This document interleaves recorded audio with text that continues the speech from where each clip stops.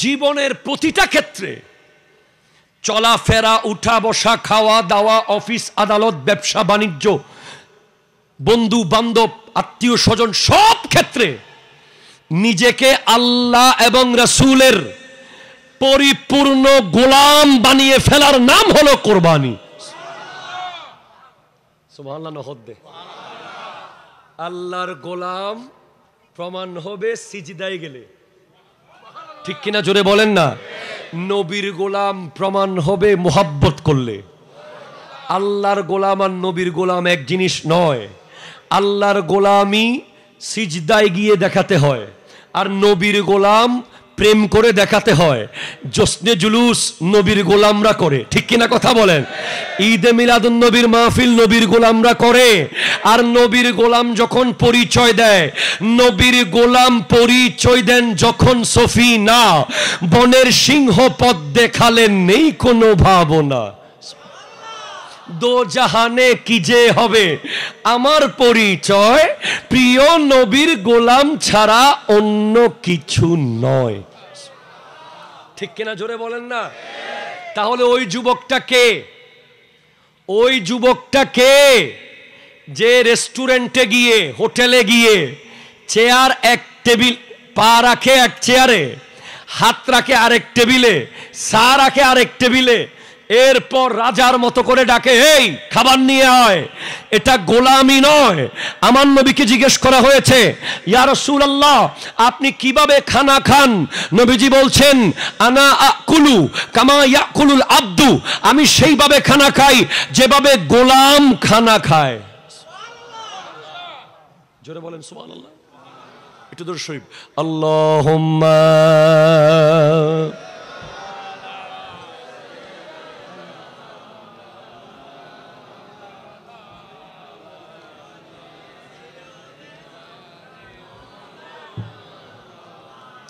সুবহানাল্লাহ ওয়াল হামদুলিল্লাহ লা ইলাহা ইল্লাল্লাহ লা ইলাহা।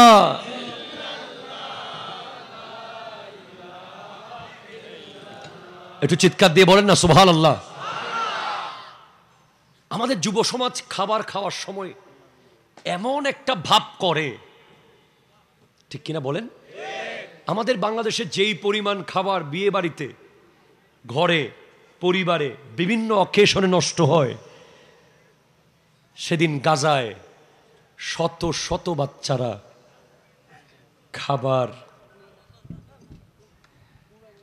খাবারের পাত্র নিয়ে এসেছে, কিন্তু খাবার পায় নাই। আপনাকে আমার সাথে আসেন? আর 5 মিনিট ছেড়ে দিচ্ছে, একটু খেয়াল করুন, জাস্ট 5 মিনিটস।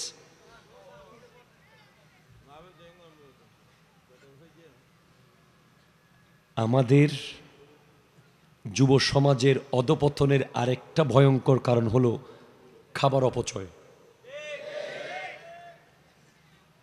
হযরত ইমামে হাসান রাদিয়াল্লাহু তাআলা আনহুর সাথে এক খাদেম ছিল। প্লিজ আমার দিকে। উজুখানায় উজু করছেন ইমামে হাসান, পাশে একটা রান্না করা গোশতের টুকরা পড়ে আছে। উনি ওনার খাদেমকে গোশতের টুকরাটা দিলেন, বলেন এটা রাখো, উজু শেষ করে আমি খাবো। খাদেম গোশতের টুকরা খেয়ে ফেলেছে। পরে ইমামে হাসান রাদিয়াল্লাহু তাআলা বলছেন, তুমি এখন থেকে আর আমার খেদমত করতে পারবে না। বলে কেন? কারণ তুমি জান্নাতি হয়ে গেছো। কিভাবে হলাম? বলে যে ব্যক্তি রান্না করা গোশত মাটি থেকে কুড়িয়ে খাবে, তার অতীতের গুনাহ মাফ করে দেবে আল্লাহ। কোন কিতাবে আছে? বাশারাতুল মাহবুব বিতাকফিরিজ যুনুব, লেখকের নাম আল্লামা ওজিউদ্দিন আজরই দামেশকি রহমতুল্লাহি আলাইহি। গুনাহ মাফ সম্পর্কে নবীজির যত হাদিস আছে, এই সব হাদিস প্রায় এক জায়গায় এনেছেন উনি। সেখানে হাদিসটা আছে যে আপনি রান্না করা কোনো গোশত যদি কুড়িয়ে ধুয়ে খেয়ে ফেলেন, অতীতের গুনাহ মাফ করে দেবে আল্লাহ। আমাদের যুব সমাজ যে আল্লাহর গোলাম হতে পারে নাই, নবীর গোলামি করতে পারছে না, এটার একটা গুরুত্বপূর্ণ প্রমাণ হলো তাদের খাওয়ারের ঢং, ঠিক কিনা জোরে বলেন না। আপনি দেখবেন হোটেল রেস্টুরেন্টে গেলে তারা বিভিন্ন জায়গায় যখন খেতে বসে, তারা হোটেলের ম্যাসিয়ারের সাথে কথা বলে একেবারে কেমন জানি রাজা আর সুইপারের মতো। ঠিক কিনা জোরে বলেন? এটা ইসলাম নয়। ইসলাম এই দেশে এসেছে একটা মেসেজ দিয়ে দিয়ে। মুসলমান বড় বড় ব্যবসায়ীরা যখন এদেশে ইসলাম প্রচার করছেন, তখন তারা মেসেজ দিয়েছেন হিন্দু ভাইদেরকে যে তোমাদের মধ্যে 4টা গোত্র আছে, ব্রাহ্মণ, ক্ষত্রিয়, বৈশ্য, শূদ্র। তোমাদের মধ্যে এক দল আরেক দলের সাথে আত্মীয়তা করে না, একজন আরেকজনের সাথে বসে না, একজন আরেকজনের সাথে সম্পর্ক রাখে না। ব্রাহ্মণরা খুব উঁচুতে থাকে, ক্ষত্রিয় আর একটু নিচে, বৈশ্য আরো নিচে, শূদ্র একেবারে রোরাল লেভেলে থাকে। কিন্তু ইসলাম বলছে না না না, তুমি যেই হও, তুমি একজন রাস্তার একজন গরিব দুঃখী মুচি হও আর তুমি একজন বাদশাহ হও, একই সফ মে খড়া হে মাহমুদ ও আয়াস, না কোই বান্দা রাহা না কোই বান্দা নওয়াজ। তুমি মসজিদে যে আগে যাবে সে আগে দাঁড়াবে। ঠিক কিনা কথা জোরে বলেন না? অ্যাজ এ মুসলিম আপনি রাজা হন আর প্রজা হন, আপনি মালিক হন আর কর্মচারী হন, আপনি ড্রাইভার হন আর মুনিব হন, যেই হন, মসজিদে একই কাতারে দাঁড়াবে। এটার নাম ইসলাম। ঠিক কিনা কথা বলেন? কিন্তু কোথায় ইসলাম? আমার ড্রয়িং রুমে ইসলাম নাই। আজকে আমাদের বিয়ে বাড়িগুলোতে ইসলাম নাই, আজকে আমাদের মেজবানের টেবিলে ইসলাম নাই। I am so sorry to say, don't take otherwise. আমি রিয়েলটা কথাটা বলছি। ড্রয়িং রুমে এখন চায়ের কাপের মধ্যে বৈষম্য হয়ে গেছে। কারো জন্য রং করা করে দুধ বাড়িয়ে দিয়ে চা হয়, আবার কারো জন্য রং চাও পাওয়া যায় না। আপনি বলেন সমাজে যারা কবর কুড়ে তাদেরকে আমরা কয়জন দাওয়াত দিছি বিয়ে বাড়িতে? কথা বলেন ঠিক কিনা জোরে বলেন। কয়জন যারা কবর কুড়ে তাদেরকে ড্রয়িং রুমে বসিয়ে ভালো করে 1 কাপ চা খাওয়াইছি? তাদেরকে আমরা পরিচয় পর্যন্ত দিই না। অথচ আমি মারা গেলে সবার আগে সে খন্দা কোদাল নিয়ে কবরস্থানে নামে। ঠিক কিনা কথা জোরে বলেন। কমিউনিটি সেন্টার, এটা চরম একটা বেদাত। আমরা বিয়ে বাড়িতে যাওয়া বন্ধ করে দিয়েছি বহু আগে। এখানে প্রতিটা পরদে পরদে ইসলামকে জবে করে দেওয়া হচ্ছে। আপনাকে কে বলেছে ছেলে আর মেয়ের জন্য একই টেবিলে খাবারের ব্যবস্থা করতে? কে অনুমতি দিয়েছে আপনাকে? ইসলাম কি পর্দার বিধান দেয়নি?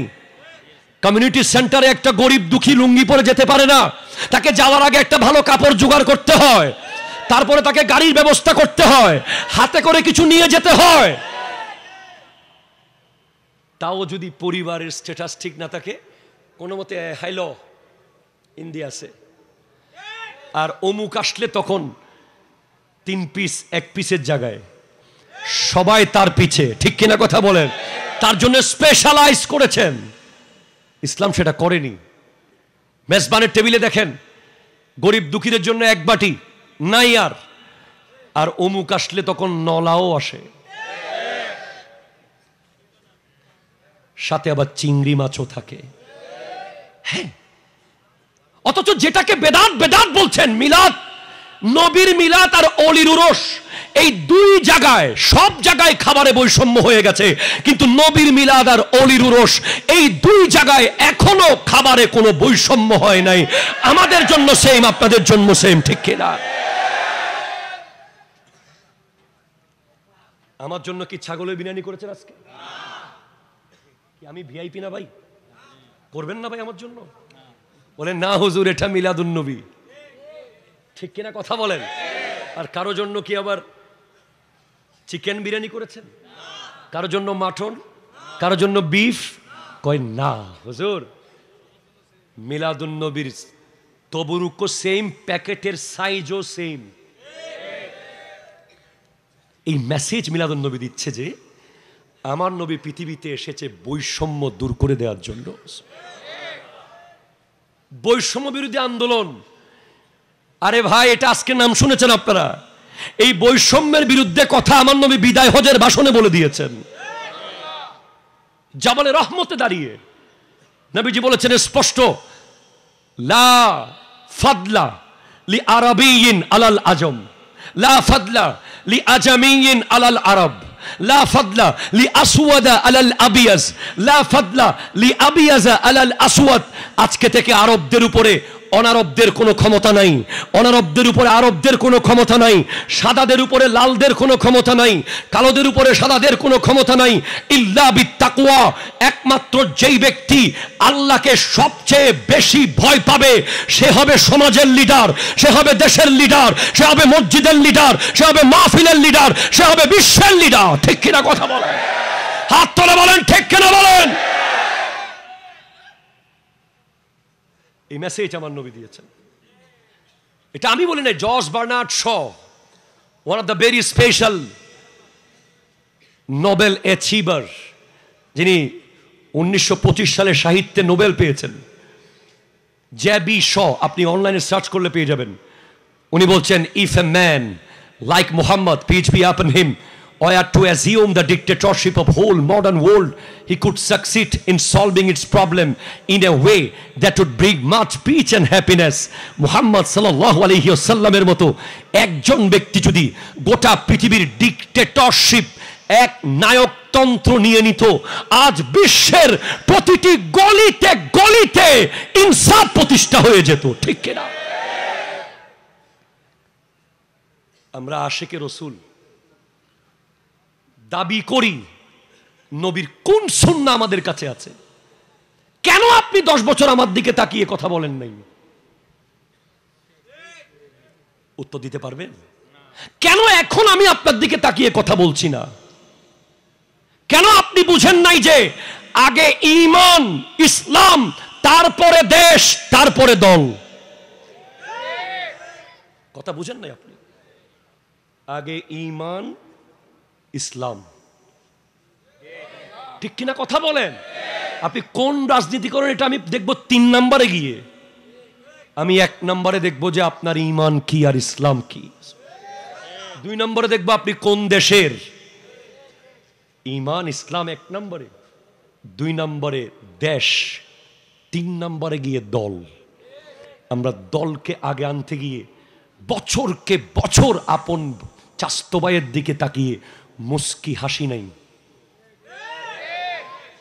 ঠিক কিনা কথা বলেন? সে এই রোড দিয়ে গেলে আমি ওই রোড দিয়ে গিয়েছি, তার সাথে বসে 1 কাপ চা খাই নাই বছরকে বছর। শুধু একটু মুস্কি হাসলে আমি আটলান্টিক মহাসাগরের সমান সওয়াব পেয়ে যেতাম। আমার নবী বলছেন, তাবাসসুমুকা ইলা ওয়াজহে আখিকা সাদাকা।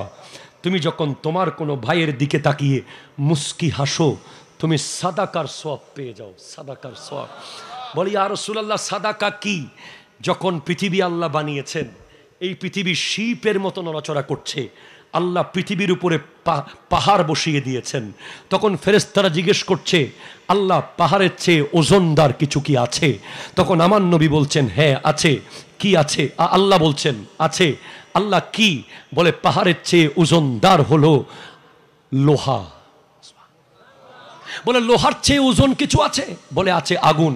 আগুনের চেয়ে ওজন কিছু আছে? আছে পানি। পানির চেয়ে ওজন কিছু আছে? আছে বাতাস। বাতাসের চেয়ে ওজনদার কি? বলে, সাদাকা, সাদাকা, সাদাকা, সাদাকা। আমি অমুক দল করি বলে আপনি আমার দিকে তাকায় হাসেন না, আপনি তমুক দল করেন বলে আপনার দিকে তাকিয়ে আমি হাসি না। এই ছোট্ট ছোট্ট হাসিগুলো হারিয়ে গেছে। আজ মায়া, মোহাব্বত, ভালোবাসা সব ইহুদি খ্রিস্টানদের কাছে চলে গেছে। মুসলমানদের দিলের ভিতরে শুধু হিংসা, হিংসা, প্রতিশোধ, প্রতিশোধ। ঠিক কিনা কথা জোরে বলেন না? আপনি বলেন আমাকে, there is a large amount of educated people. আপনি বলেন যে কোনো বাঘকে মারছে কিনা আজকের দিন পর্যন্ত? আপনি আমাকে একটা হিস্ট্রি দেখান যে এই চিড়িয়াখানার বাঘ মেরে ফেলেছে। আপনি আমাকে দেখান যে অমুক দেশের আমাজন জঙ্গলের সিংহকে মেরে ফেলেছে, সাপকে কামড় দিয়েছে, ভাল্লুক মেরে ফেলেছে, কুকুর মেরে ফেলেছে। মারে নাই, একমাত্র মানুষ।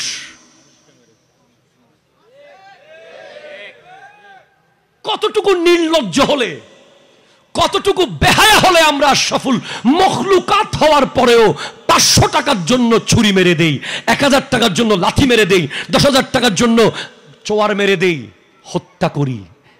ঠিক কিনা কথা জোরে বলেন। আজকের দিনে আমি মনে করি all of the institute shoot, প্রত্যেকটা কলেজ, স্কুল, বিশ্ববিদ্যালয়, ঘরে, মসজিদে যদি নবীজির প্রেমের কথা বেশি বেশি বাড়ানো না হয়, সাহাবায়ে কেরামের জীবনী বেশি বেশি আলোচনা না হয়, the age of darkness knocking the door, আবার জাহিলি যুগ দরজায় নক করছে, অলরেডি প্রমাণ হয়ে গেছে। মেয়ের বাবারা এখন আবার মেয়েদেরকে কবরে পুঁতে ফেলবে। কেন? ভালো ছেলের হাতে তুলে দিতে হলে চিংড়ি মাছ লাগে। কথা কোন ঠিক কিনা? একটা ভালো ছেলে হাতে তুলতে হলে একটা প্রিমিয় গাড়ি লাগবে, দুবাইয়ের ভিসা লাগবে, 10 পতের ফার্নিচার লাগবে, মধুবাত লাগবে, তালের পিঠা লাগবে, কুরবানের গরু লাগবে। মনে হয় মানুষ বিয়ে করে নাই, এটিএম ভূত বিয়ে করেছে। আপনারা তো পাল্টাতে পারছেন না, কারণ আপনারা উদ্যোগ নিচ্ছেন না। এই কাঞ্চননগরের প্রত্যেকটা মুরব্বী যদি উদ্যোগ নেয় যে এই এলাকায় কেউ যৌতুক নিলে তাকে আমরা এলাকা ছাড়া করব, হাত তুলে বলেন পারবেন কিনা বলেন। আর নতুলের তো টেনশন আছে, ওদের সামনে আরো পড়বি হুজুর ওয়াজ এনে করতে লাগুন দাজি। আপনি প্রতিজ্ঞা করেন সমাজ পাল্টে যাবে ইনশাআল্লাহ। কথা বলেন ঠিক কিনা? হাত তুলে বলেন পারবো কিনা বলেন। নারায়ে তাকবীর, নারায়ে রিসালাত, নারায়ে গাউসিয়া। আল্লাহ তাআলা আমাদেরকে সুযোগ দান করুক, আমরা আসবো ফিরে ইনশাআল্লাহ। সমাজের যেই যুবক আজকে নেন, সমাজের যেই যুবক জুমার নামাজের টাইমে মোবাইল ফোন নিয়ে রাস্তায় দাঁড়িয়ে দাঁড়িয়ে ফ্রি ফায়ার আর পাবজি খেলবে, ফেসবুকে থাকবে, অনলাইন জুয়ায় থাকবে, তাকে একবার ওয়ার্নিং, 2 বার ওয়ার্নিং, 3 বার ওয়ার্নিং, চতুর্থবার তাকে সমাজ থেকে বয়কট করতে হবে। ঠিক কিনা কথা বলেন। অমুকুর ফুয়া করেন আর কি, এই কথা বলা ইসলামের মধ্যে হারাম। অমুকুর ফুয়া বলতে কিছু নাই। ইয়া আইয়ুহান নাসু ইন্না খালাকনাকুম মিন যাকারিন ওয়া উনসা, এই পৃথিবীর মানুষ আমাদের সবাইকে বানানো হয়েছে এক বাবা আর এক মা থেকে। وجعلناكم شعوبا وقبائل لتعارفوا ان اكرمكم عند الله اتقاكم। অমুকের ফলা কি হইছে, আমার কি দরকার, এটা ইসলাম কোনদিন শিক্ষা দেয়নি। ইসলাম শিক্ষা দিয়েছে পোলা যার হবে হোক, আমার পোলার জন্য যেভাবে প্রতিবাদ হবে অন্যের পোলার জন্য সেভাবে প্রতিবাদ হবে, এটাই হলো পরিপূর্ণ ঈমান। ঠিক কিনা কথা বলেন। এলাকায় কেউ সুদ খাচ্ছে আপনি জানেন, লাখে 10,000 10,000 নিচ্ছে। এটা নাই, এটা নাই, না না না, আরে না বদ্দা নাই, বলে আগিয়ে দে মুখুদি হাতে।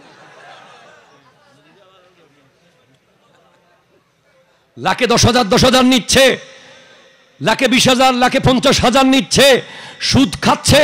নিজের মায়ের সাথে জেনা করার অপরাধ এলাকায় চলতে দেওয়া যাবে না। ঠিক না? তার বিরুদ্ধে 1 বার ওয়ার্নিং, 2 বার ওয়ার্নিং, 3 বার ওয়ার্নিং, চতুর্থবার তাকে এলাকা ছাড়া এক ঘরে করে দিতে হবে। এলাকার কোন যুবক বউয়ের পাল্লায় পড়ে বাপ মারে ভাত দেয় না। কথা কোন ঠিক কিনা জোরে বলেন। বড় বড় মাহফিলে গরু দেয়, মারে 500 টাকা দেয় না। প্রতি বছর উমরায় যায়, বাপারে 100 টাকা দিতে পারে না। এরকম লোক আছে না নাই? একটু আগে আমার বন্ধু হাসান আল আজহারি বলেছেন ওয়াইসুল করণীর কথা।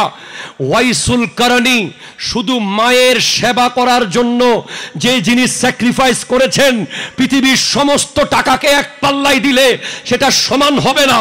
সেটা হলো নবীকে কপালের চোখে দেখা। উনি নবীজির আমলে পৃথিবীতে ছিলেন, করণ শহরে, কিন্তু উনি কেন সাহাবী হতে পারলেন না? উনি যতবার নবীজিকে দেখতে যেতে চেয়েছেন, নবীজি ততবার বলেছেন ওয়াইসুল করণী, আমাকে দেখতে আসিও না, তোমার মায়ের সেবা করো। তোমার মা একা, তোমার যদি আমাকে দেখতে মন চায়, আমি নবী তোমার স্বপ্নে হাজির হয়ে যাব।